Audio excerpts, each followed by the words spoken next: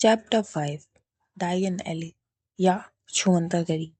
अगले ही दिन हैरी जब सो के उठा, वो जाग चुका था, पर उसने आंखें खोली नहीं थी। वो सोच रहा था कि कितना अच्छा सपना था। एक हैग्रिड नाम का आदमी आया और उसने उससे कहा कि वो एक जादूगर है और वो अभी भी अपनी उस अलमारी में सोया हुआ है। तभी खटखटाहट की आवाज से वो उठा। पिटोनिया आंटी ने उसे उठा रही थी। हैरी उठता है, तभी हैग्रिड के भारी कोट जो कि हैग्रिड ने उसे ओढ़ने के लिए दिया था वो गिरता है। हैरी देखता है कि हैग्रिड सोफे पर सोया हुआ है और एक उल्लू उनकी खिड़की पर टक टक कर रहा है, जिसके पंजों में एक अखबार था। हैरी ने खिड़की खोली, उल्लू अंदर आया और हैग्रिड के ऊपर अखबार गिरा दिया, लेकिन हैग्रिड ने उठा नहीं। उल्लू हैग्रिड के कोट पर मंडराने लगा।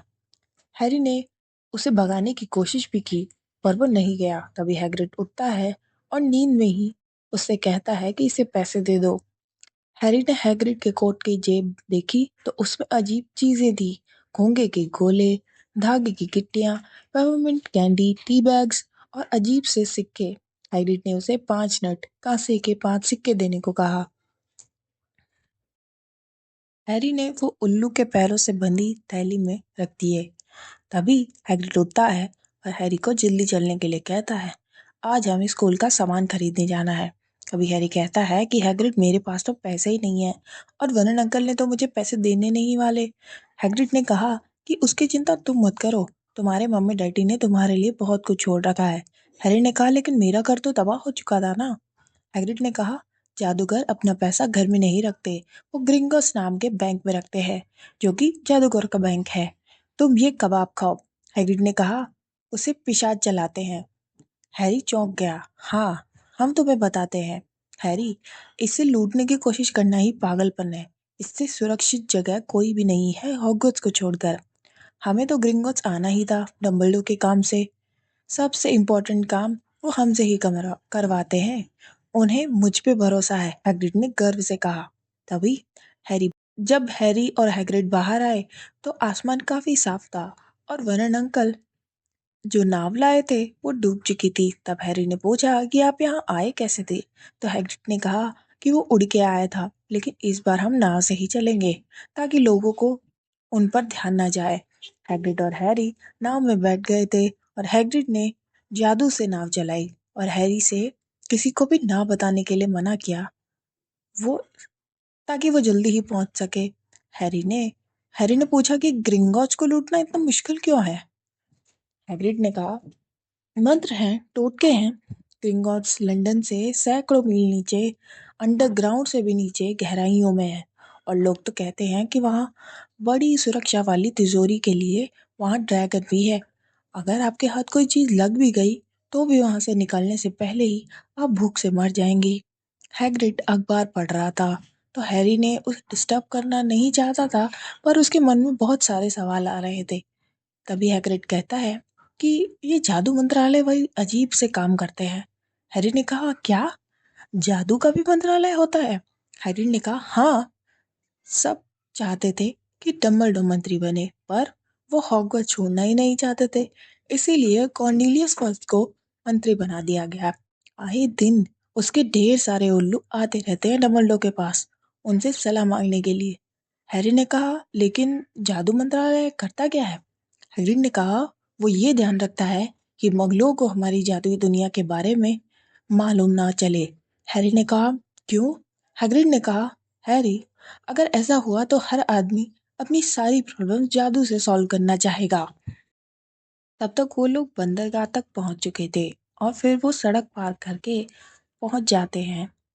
लोग उन्हें अजीब ही तरह से देख रहे थे, खासकर हैग्रिड को जो कि उनके दोगुने आकार का था और वो पार्किंग मीटर को देखकर अजीब तरह से चिल्ला रहा था, जिसकी वजह से हैरी को हैग्रिड के साथ चलने के हैग्रिड पार्किंग मीटर को देखकर चिल्ला रहा था, देखो ये मुगलों ने कैसी अजीब सी मशीनें बनाई हैं।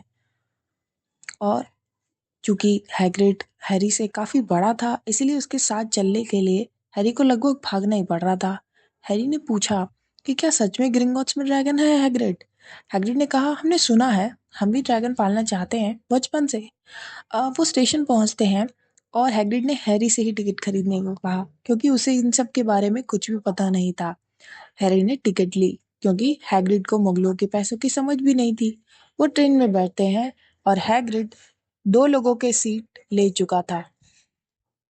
हैग्रिड दो लोगों की सीट ले चुका था। वहां भी लोग उन्हें अजीब तरह से घूर कर देख रहे थे। तभी हैग्रिड ने हैरी को अपनी चिट्ठी देखने को कहा, जिसमें स्कूल का जरूरी सामान की लिस्ट थी।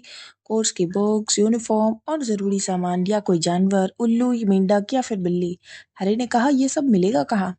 हैरी ने कहा, सही जगह पता होनी चाहिए। हैरी पहले कभी भी लंदन नहीं आया था, लेकिन हैग्रिड को आम लोगों की तरह जाने में काफी दिक्कत हो रही थी। वो टिकट बैरियर में फंस गया था और ट्रेन की कंप्लेन भी करने लगा कि ये बहुत धीरे चलती है। पता नहीं ये मगलूब बिना जादू के कैसे काम करते हैं। हैग्रिड ने लंबे चौड़े होने की वजह से ही लोग अपने आप ही दूर हट जाते थे। हैरी सोच ही रहा था कि ये सब अजीब चीजें और ये दुनिया क्या सच में है, और ये स्कूल का सामान, जादू की छड़ी आखिर मिलेगी कहाँ? लंदन में उसने सोचा, कहीं डर्सली परिवार उसके साथ कोई मजाक तो नहीं कर रहा। फिर उसने सोचा कि वो जानता था डर्सली परिवार का मजाक होता कैसा है। उसने हैग्रिड की बातों पर भरोसा था। वो एक छोटे से गंदे बियर बार में गए जिसका नाम था रिश्ती कढ़ाई, और ये सिर्फ हैरी और हैग्रिड को ही नजर आ रही थी, बाकी लोगों को नहीं। और फिर हैग्रिड हैरी को इसके खींच कर अंदर ले जाता है। यहाँ पे काफी अजीब और बूढ़े किस्म के लोग थे जो कि सब हैग्रिड को जानते थे। तभी मैनेजर ने हैरी को नोटिस किया और उससे हाथ मिलाया। उसने कहा, कितने सम्मान की बात है हैरी पॉटर, हमारी दुनिया में आपका स्वागत है। मिस्टर पॉटर, एक एक करके सब उससे हाथ मिलाने लगे। डोरिस क्रॉकफोर्ड, मिस्टर पॉटर, मुझे यकीन नहीं हो रहा मैं आपसे मिल रही हूँ। मैं बता नहीं सकती मैं कितनी खुश हूँ। मेरा नाम, फिर एक बंदा आता है जिसका नाम डीडलिस डिगल था। वो कहता है, मेरा नाम मीट डीडलिस डिगल है। हैरी ने कहा, वो उन्हें जानता है। उन्होंने एक बार उसे झुककर सलाम किया था। तो डि- डिडली डीडलिस डिगल खुशी के मारे झूम उठता है। हैरी कई बार लोगों से हाथ मिलाता है और डोरिस रॉकफोर्ड तो बार बार उससे हाथ मिलाने आ रही थी। फिर एक पीला सा देखने वाला घबराता हुआ आंख फड़फड़ाते हुए आदमी हैग आता है और हैग्रिड कहता है, हेलो प्रोफेसर क्विरल, हैरी तुम्हें ये हॉगवर्ट्स में पढ़ाएंगे। क्विरल ने कहा, हकलाते हुए, मुझे आपसे मिलकर खुशी हुई पॉटर। हैरी ने पूछा कि आप किस तरह का जादू सिखाते हैं। क्विरल ने कहा, गुप गुप गुप कलाओं से रक्षा। क्विरल ने कहा, यहाँ कोई स्कूल का सामान लेने आए होंगे। मैं भी यही खून चूसने वाली भूतों पर एक नई बुक लेने आया हूँ। सब लोग हैरी से मिलने के लिए बार बार आ रहे थे। 10 मिनट उन्हें सिर्फ उसे मिलने में ही लग गए। अब हैग्रिड ने कहा कि हमें अब चलना चाहिए। हैरी, वो लोग बार के अंदर जाते हैं और एक कोर्टयार्ड में जहाँ कुछ जंगली पौधे और डस्टबिन था। हमने तुमसे कहा था ना हैरी, तुम मशहूर हो। यहाँ तक कि प्रोफेसर क्विरल भी तुमसे हाथ मिलाते वक्त कांप रहे थे। हैरी ने पूछा कि क्या वो हमेशा से ही ऐसे घबराते थे। हैग्रिड ने कहा, हमेशा से तो नहीं, लेकिन हाँ, बेचारे बहुत तेज दिमाग के थे। लेकिन एक ही साल पहले वो काले जंगल में गए थे जहाँ पे उन्हें खून चूसने वाले भूत और चुड़ैल मिले थे, जिनके कारण वो ऐसे हो गए। उसके बाद से वो पहले जैसे बदल ही नहीं पाए। और उनके स्टूडेंट्स तो कहते हैं कि वो खुद के सब्जेक्ट को ही पढ़ाने से डरते हैं। इन सब बातों से हैरी का दिमाग घूम रहा था। तभी हैग्रिड ने अपनी छतरी की नोक से सामने की दीवार की 3 ईंटों को ठोका और एक छेद बन गया और बढ़ते बढ़ते रास्ता बन गया। हैग्रिड ने कहा कि चू मदर गली में तुम्हारा स्वागत है हैरी। उन लोगों के गुजरने के बाद वो दीवार वापस बंद हो गई। फिर वो पास की कढ़ाइयों की दुकान से गुजरे। हैग्रिड ने तुम्हें हैग्रिड ने कहा, तुम्हें इसकी जरूरत होगी हैरी, लेकिन उसके लिए तुम्हें पास पहले पैसे होने चाहिए। हैरी आंखें बड़ी करके सब कुछ देखने की कोशिश कर रहा था। यहाँ सब कितना अलग और अजीब था, जो उसने कभी भी नहीं देखा था।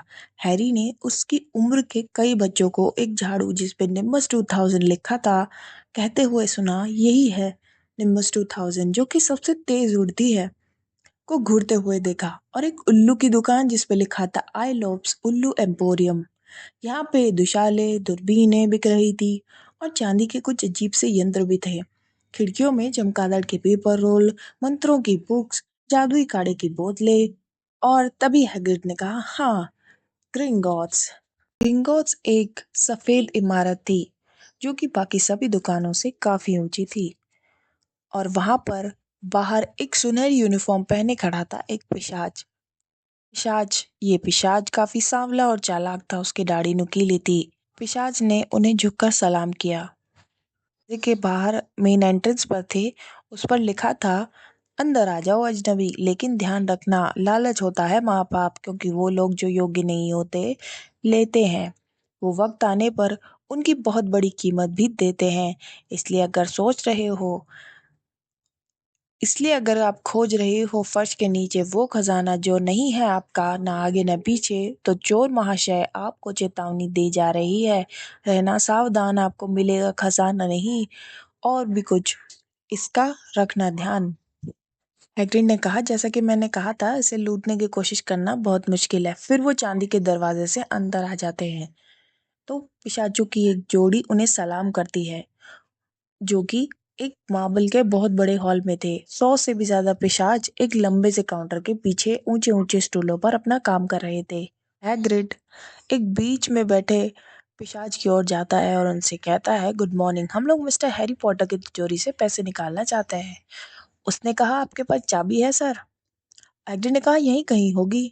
और फिर हैग्रिड ने एक छोटी सी चाबी निकालकर उसे देखते हुए कहा, मिल गई। पिशाच ने कहा, हाँ, दिख तो ठीक रही है।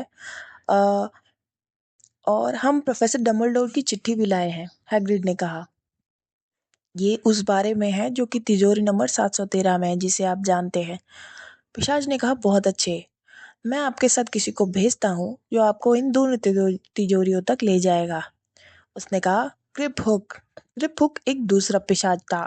हैग्रिड ने जब कुत्ते के सभी बिस्किट एक बार फिर से अपनी जेब में भर लिए, तो इसके बाद वो और हैरी ग्रिप हुक के साथ साथ हॉल से बाहर जाने वाले एक दरवाजे की तरफ बढ़ने लगे। तिजोरी नंबर 713 में वो चीज क्या है जिसे आप जानते हैं? हैरी ने कहा। हम तुम्हें नहीं बता सकते हैरी, ये बहुत खुफिया काम है हॉगवर्ट्स का। डम्बलडोर ने हम पे भरोसा किया है, हम तुम्हें नहीं बता सकते। ग्रिपुक उन लोगों को एक संकरे अंधेरे गलियारों में ले गया, जहां पर फर्श पर छोटी छोटी पट्टियां बिछी हुई थी। फिर ग्रिपुक ने सीटी बजाई और एक छोटी सी गाड़ी पट्टियों पे थड़थड़ाती हुई उनकी तरफ आ गई और उसमें बैठ चुके थे। फिर ये गाड़ी घुमावदार गलियारों की भूल भुलैया में चलने लगी, इधर से उधर घूमते रहे। हैरी ने कई बार रास्ता याद करने की कोशिश की, लेकिन समझ ही नहीं आया उसे। हैरी की तो आंखें ही दुखने लगी थी इतनी बार घूमने से, क्योंकि उस पर उसके मुंह पे ठंडी ठंडी हवा के थपेड़े से पड़ रहे थे। धीरे धीरे वो और भी गहराई में उतरते गए, जमीन के अंदर बनी हुई एक झील के पास गुजरते हुए वो स्टेक्टाइट और स्टेलमाइट थे। गाड़ी के शोरगुल से अधिक तेज आवाज होने के बावजूद हैरी ने हैग्रिड से पूछ ही लिया कि मैं नहीं जानता कि स्टेलमाइट और स्टेगमाइट में फर्क क्या होता है। अ, हैग्रिड ने कहा, स्टेलमाइट में एम होता है, और हमसे इससे सवाल मत पूछो, हमें लगता है हमारी तो तबीयत ही खराब हो रही है। हैग्रिड का चेहरा ही फीका पड़ चुका था। जब वो गाड़ी आखिरकार गलियारे के अंत में एक छोटे से दरवाजे के पास रुकी, तो हैग्रिड नीचे उतरा और उसके घुटने तो इतने कांप रहे थे कि उसे दीवारी का सहारा लेना पड़ा। फिर ग्रिपहोक ने एक दरवाजा खोला और हैरी ने देखा उसका तो मुंह खुला का खुला ही रह गया। अंदर सोने के सिक्कों का ढेर था, चांदी के सिक्कों का अंबार था और छोटे कांसे के नट तो अनगिनत ही थे। हैग्रिड ने कहा, सब कुछ तुम्हारा है हैरी। ये सब कुछ हैरी का था। उसे तो विश्वास ही नहीं हो रहा था। डर्सली परिवार को तो इस बारे में पता भी नहीं था, वरना उन्हें चुटकियों में वो सब कुछ हथिया लेते। वो हैरी को तो हमेशा से ताना ही देते रहते थे कि उसको पालने में कितना खर्चा होता है उनका, और इस पूरे समय में उसके नाम एक छोटा सा खजाना भी था लंदन के नीचे गहराइयों में। हैरी चौंक गया था। हैरी हैग्रिड ने इतने सारे सिक्कों को हैरी हैरी के बैग में भरने में मदद की। उसने कहा कि सोने के सिक्कों को गैलियन कहते हैं। एक गैलियन में 70 चांदी के सिक्के होते हैं और एक सिक्कल में 29 नट होते हैं। ये बहुत आसान है, ठीक है? इतना 2 साल के लिए तो काफी होगा, हम बाकी पैसे तुम्हारे भविष्य के लिए बचा के रखेंगे। फिर वो ग्रुप ग्रिप की तरफ मुड़ा और उसने कहा, अब हमें तिजोरी नंबर 713 ले जाना और मेहरबानी करके थोड़ा धीरे चलना। दीपक ने कहा, गाड़ी एक ही स्पीड से चलती है, मैं इसमें कुछ नहीं कर सकता। फिर वो लोग और भी गहराई में जाते गए और उनकी गाड़ी तो रफ्तार ही पकड़ रही थी। फिर वो लोग तिजोरी नंबर 713 में पहुंचते हैं, जहाँ पे चाबी लगाने का तो कोई छेद ही नहीं था।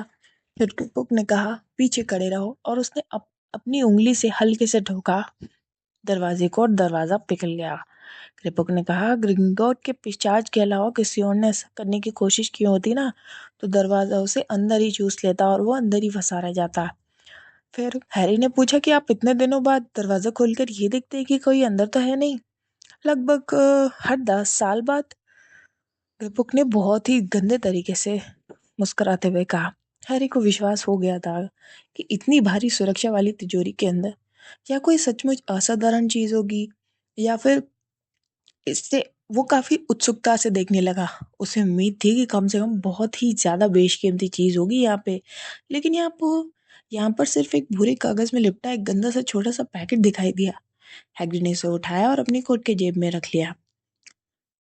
और फिर हैग्रिड ने कहा, चलो एक बार फिर से एक बेहुदा गाड़ी में चढ़ जाओ, और वापस लौटते समय हमसे बात मत करना हैरी, बेहतर होगा कि हम अपना मुंह बंदी रखें।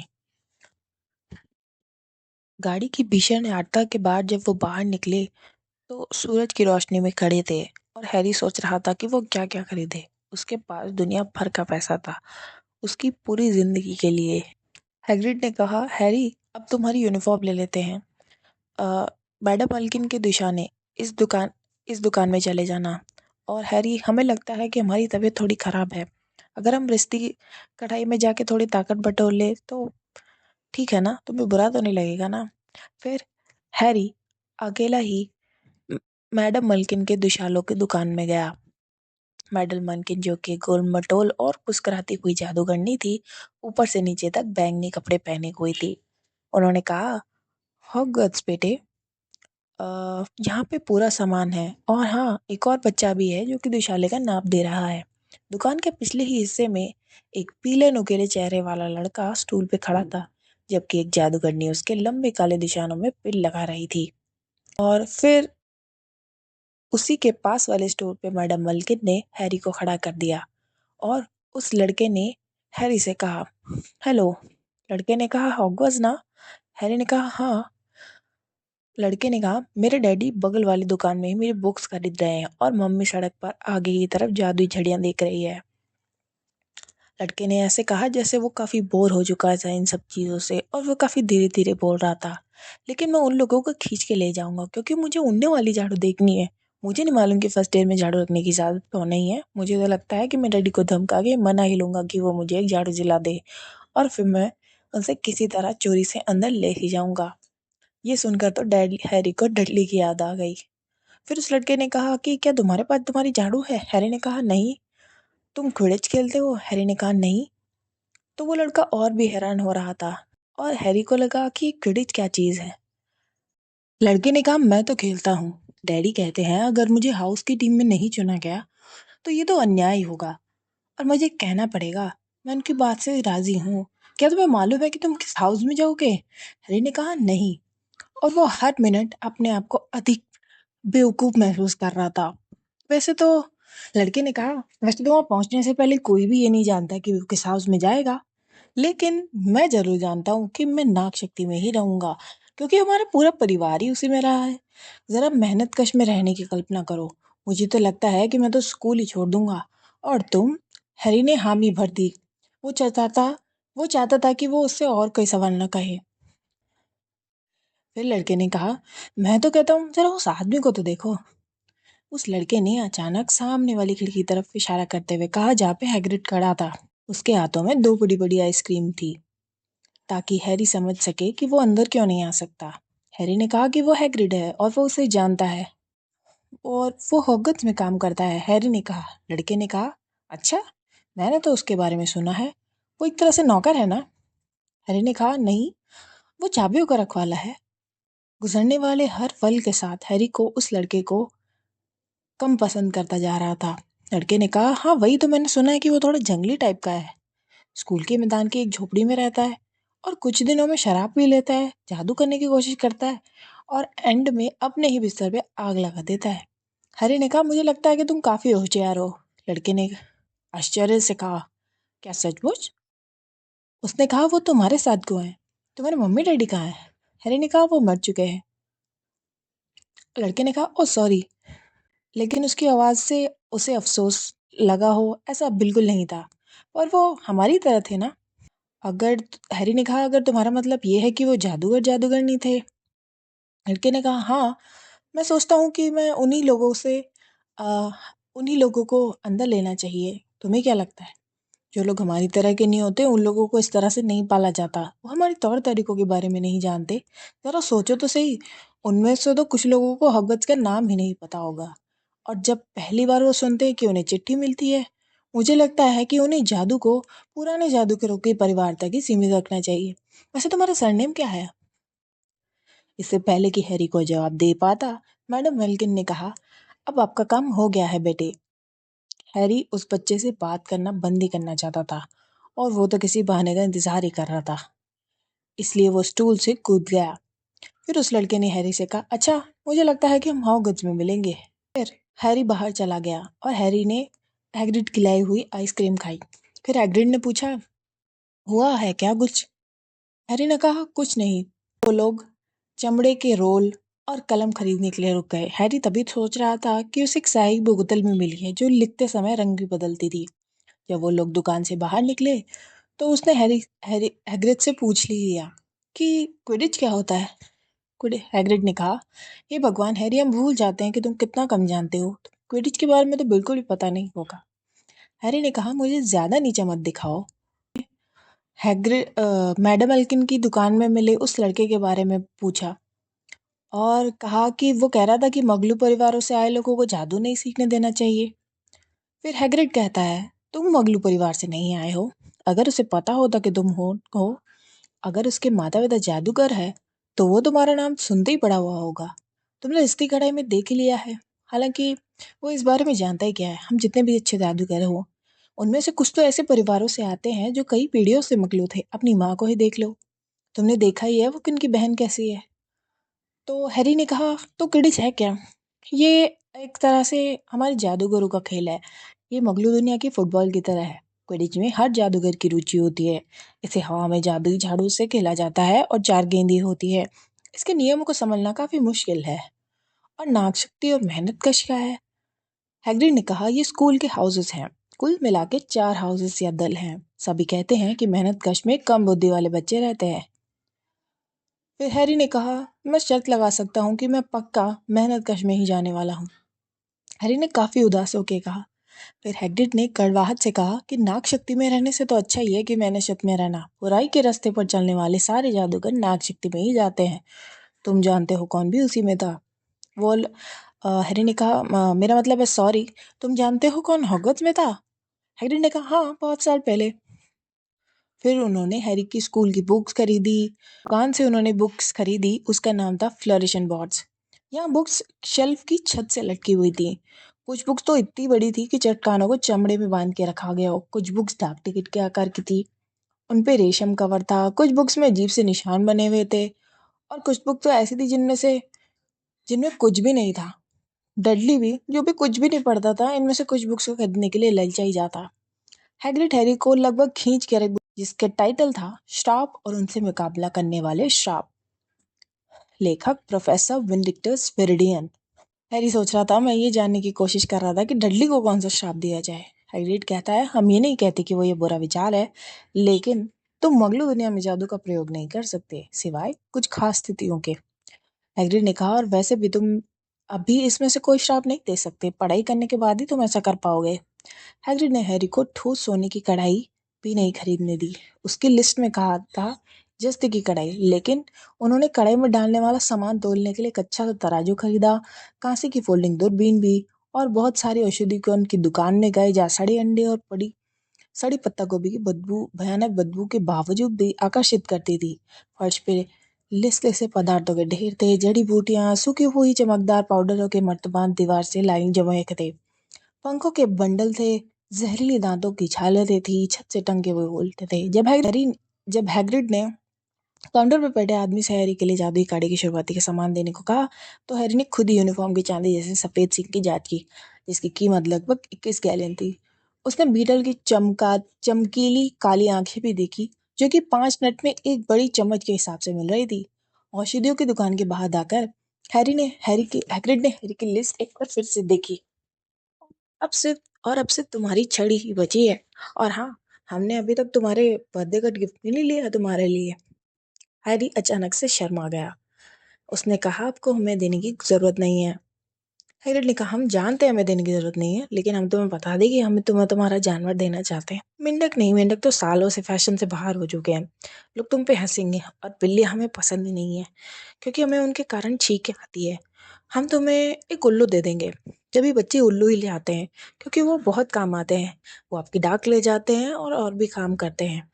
लगभग 20 मिनट के बाद वो लोग आइल ऑफ एम्पोरियम से बाहर निकले, जिसके अंदर अंधेरा था और उनके हाथ में था एक बड़ा पिंजरा, जिसमें एक सुंदर सफेद उल्लू थी, जो कि अपने पंख के नीचे सिर छुपा के गहरी नींद में सो रही थी। हैरी ने हकलाते हुए उसे थैंक यू कहा। हैरी ने कहा, थैंक यू कहने की कोई जरूरत नहीं है। ये उम्मीद मत करो कि तुम्हें डर्सी परिवार से बहुत सारे तोहफे मिलेंगे। ये अब सिर्फ ओलिवेंडर्स का काम आता है। ओलिवेंडर्स छड़ियों की इकलौती दुकान है और तुम्हें बेहतरीन छड़ी की जरूरत है।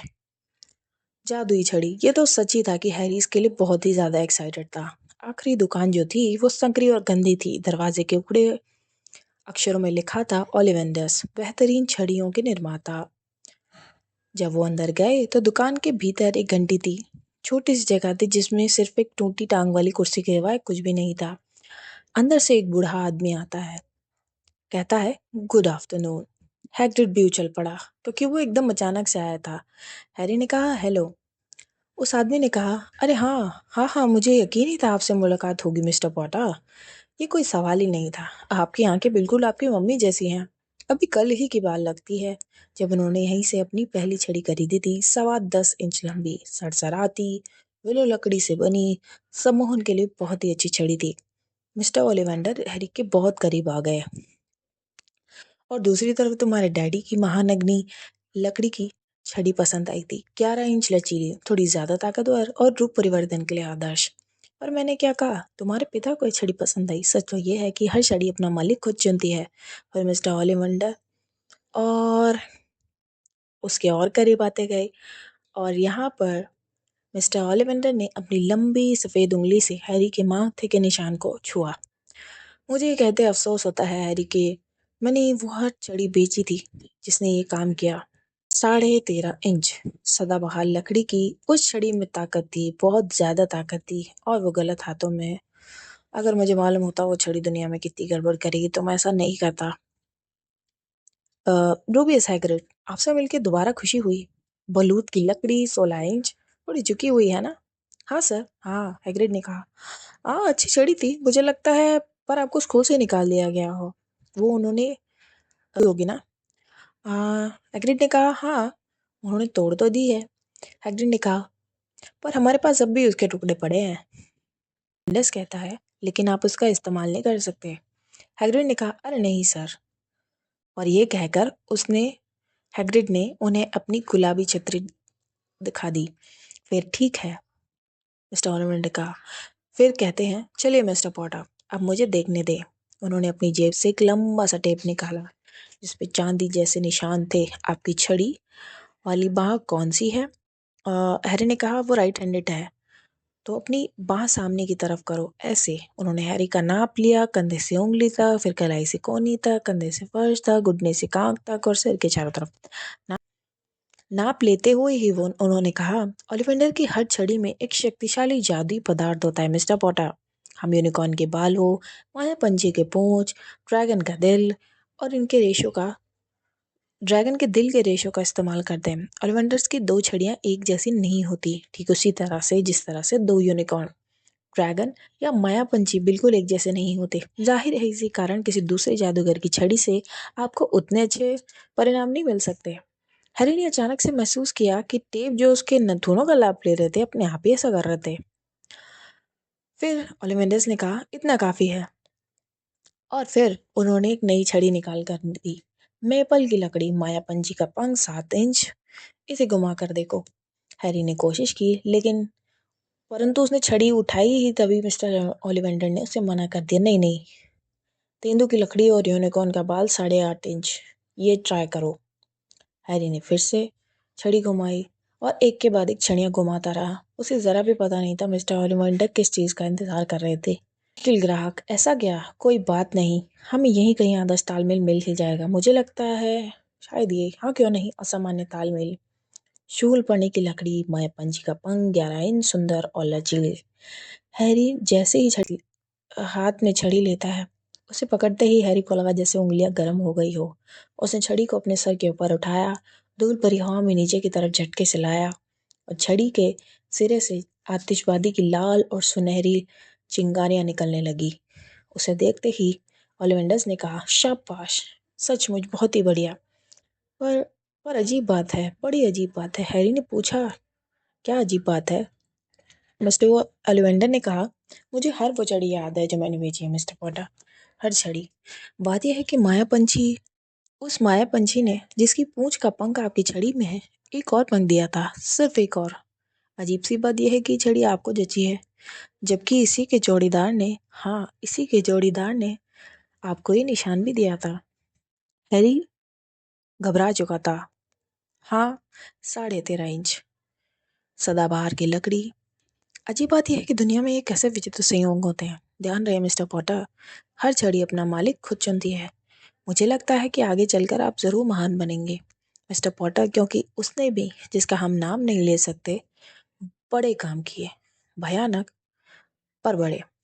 हैरी कांप चुका था। वो यकीन से कह सकता था कि उसे मिस्टर ओलिवेंडर कोई खास पसंद नहीं आए थे। उसने सोने के 7 गैलियन देकर छड़ी की कीमत चुकाई और दुकान से बाहर निकलते समय मिस्टर ओलिवेंडर ने झुक के उसका अभिवादन किया।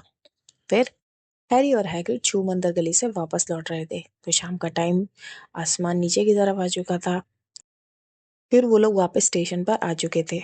फिर हैग्रिड ने कहा, तुम्हारी ट्रेन छूटने से पहले इतना समय है, थोड़ा सा कुछ खा लेते हैं। फिर हैरी के लिए वो एक हैमबर्गर ले आया और प्लास्टिक की चेयर्स पे बैठकर वो दोनों खाना खाने लगे। फिर हैग्रिड ने हैरी से पूछ ही लिया, तुम ठीक तो हो हैरी? हैरी को विश्वास ही नहीं था वो क्या कहे। आज उसने अपने दिन का सबसे उसके अपनी ज़िंदगी का सबसे अच्छा बर्थडे मनाया था और इसके बाद भी वो अपना हैमबर्गर कुतर रहा था और बोलने की कोशिश कर रहा था। और उसने अंत में कहा, सब ये समझते हैं मैं खास हूँ, इस्ती कढ़ाई में बैठे लोग, प्रोफेसर क्विरल, मिस्टर ओलिवेंडर, लेकिन मैं जादू के बारे में कुछ भी नहीं जानता। वो मुझसे महान काम करने की उम्मीद कैसे कर सकते हैं?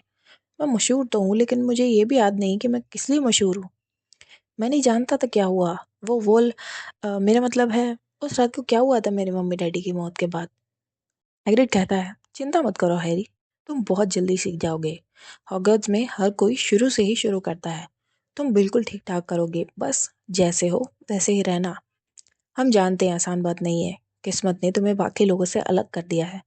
ये हमेशा मुश्किल होता है, लेकिन हॉगवर्ट्स में तुम्हें बहुत मज़ा आएगा। हमें तो आया था, और सच कहे तो आज भी आता है। फिर हैग्रिड ने हैरी को ट्रेन में बैठाने में मदद की, जो कि उसे वापस डर्सली परिवार के पास ले जा रही थी। और फिर हैग्रिड ने उसे एक लिफाफा दे दिया जिसमें हॉगवर्ट्स का टिकट था। हैग्रिड कहता है, हॉगवर्ट्स का तुम्हारा टिकट, 1 सितंबर, किंग्स क्रॉस स्टेशन। तुम्हारे टिकट पर सब कुछ लिखा है। डर्सली परिवार से किसी भी तरह की परेशानी हो, अपनी उल्लू के साथ हमें चिट्ठी भेज देना, वो हमें ढूंढ ही लेगी। जल्दी ही मिलेंगे हैरी। फिर ट्रेन स्टेशन से चल पड़ी और हैरी हैग्रिड को तब तक देखना चाहता था जब तक कि वो नज़रों से ओझल ना हो जाए। फिर वो अपनी चेयर से उठा, खिड़की पर अपनी नाक गड़ा कर देखने लगा, लेकिन जैसे ही उसने पलकें झपकाई, हैग्रिड गायब हो चुका था।